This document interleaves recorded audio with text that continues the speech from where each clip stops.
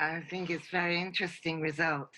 In my experience, children and young people care a great deal about these global pressures and global threats. Um, but frequently, they'll only talk about it if we engage them in conversations about it. I've been doing qualitative research for 10 years, talking to children and young people globally about this, and increasingly, this is what I was hearing from them. So in that respect, the results didn't surprise me. What did surprise me was the way that their feelings impacted on their thinking. So things like, 56% feeling that humanity was doomed. That was very surprising, was that these feelings extended to that pattern of thinking. Now, among the countries that you surveyed were India, Brazil, Philippines, and Nigeria. Did you find that opinions varied geographically from one country to the other? There was certainly geographical variation.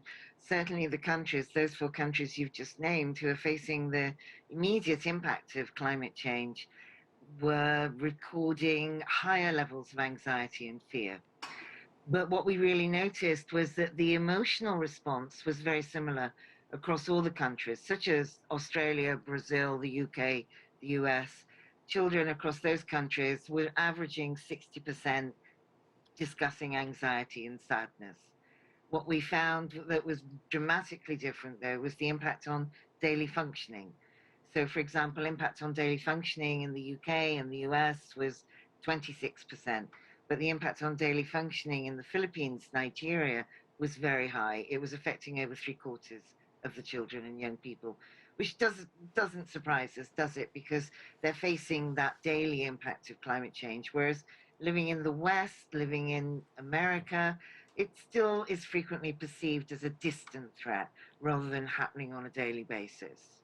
Right, there is a view here that we hear very often. But when you talk about emotional response and the fact that they think that the planet may be doomed, do you get the sense that they've given up, or are they working hard to get this fixed, to get people to do something about it? Yes, thank you. That's an excellent question.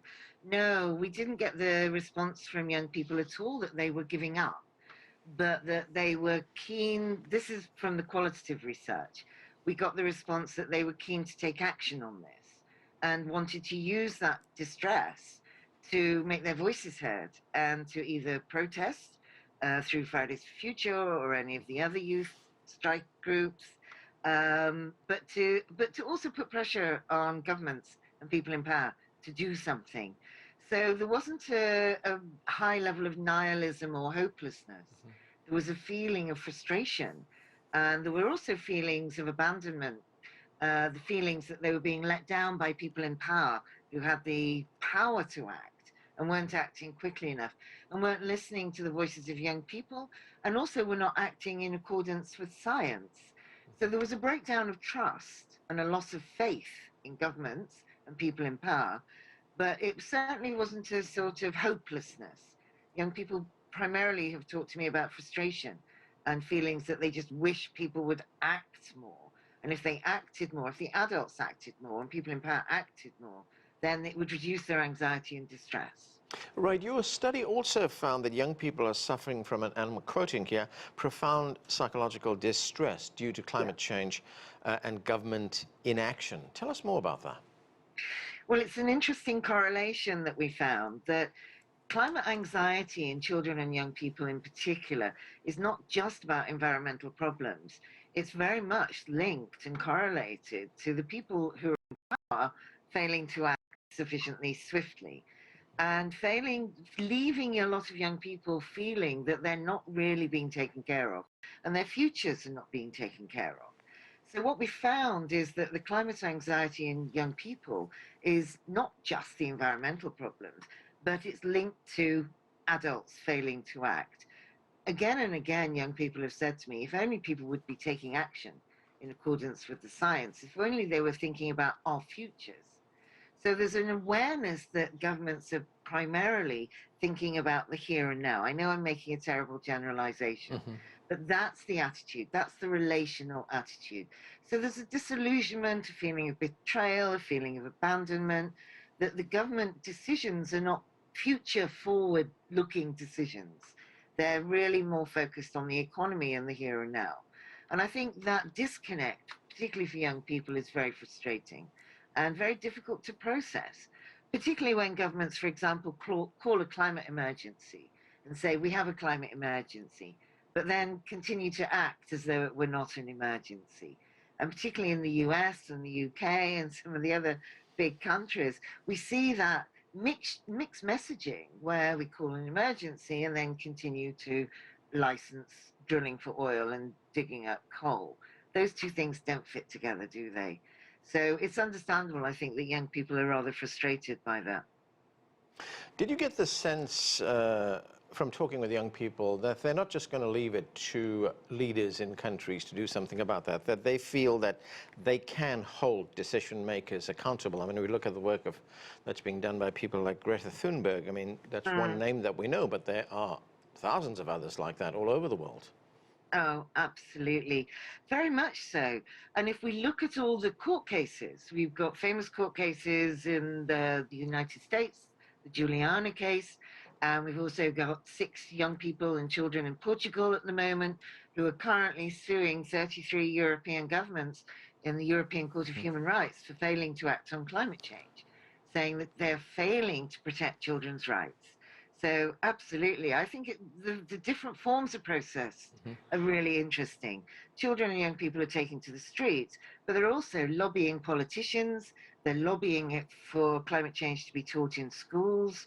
Teach the Future is a big organization that's leading on that. And we've got these legal cases. Right. So I think there are many ways that young people are trying to get their voices heard. The United Kingdom's Prince William, he recently talked about climate change anxiety. Let's listen to some of what he had to say. Yeah. You know, we are seeing a rise in climate anxiety. You know, young people now are growing up where their futures are basically being threatened the whole time.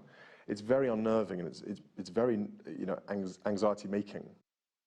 We need some of the world's greatest brains and minds fixed on trying to repair this planet, not trying to find the next place to go and live. Now, Prince William has also expressed some concern over the lack of action on battling climate change. How important is this conversation right now? Oh, we could not be having a more important conversation than this right now. We all know that with the current rate of global warming, that things are getting rapidly worse. And we've seen devastating floods and devastating fires and storms increasing. This is not going to go away unless we take this rapid action. And I think that sense of urgency needs to be felt and acted on as an immediate threat. I think what's so important about this is also the interrelational understanding, that understanding between the different generations. One of the difficulties we've got, isn't it, is that we've known about this for decades. We've known, this is in the public record, that we've seen this incrementally getting worse, and we're seeing time running out. If we'd acted on this 50, 60, 70 years ago, then the pace of change and the scale of change could be more gradual. And we've rather left it. Humans are rather guilty, I think, of pushing problems away until they're really immediate and damaging and threatening existence and survival. So we've kind of slightly brought this on ourselves, but I'm making that a collective responsibility. But we all know that there's also been misinformation and disinformation about the scale of change that's needed because of economic pressure and because of business interests and government interests. So we have no choice but to act now. That's the thing. We've left it up to that point. And it's also causing difficulties in relationships in families. I know young people who are struggling to talk to their parents about this. We found 48% of children and young people in this survey felt dismissed or belittled or silenced when they tried to talk to adults, when they tried to talk to parents about climate change. That's damaging family relationships as well.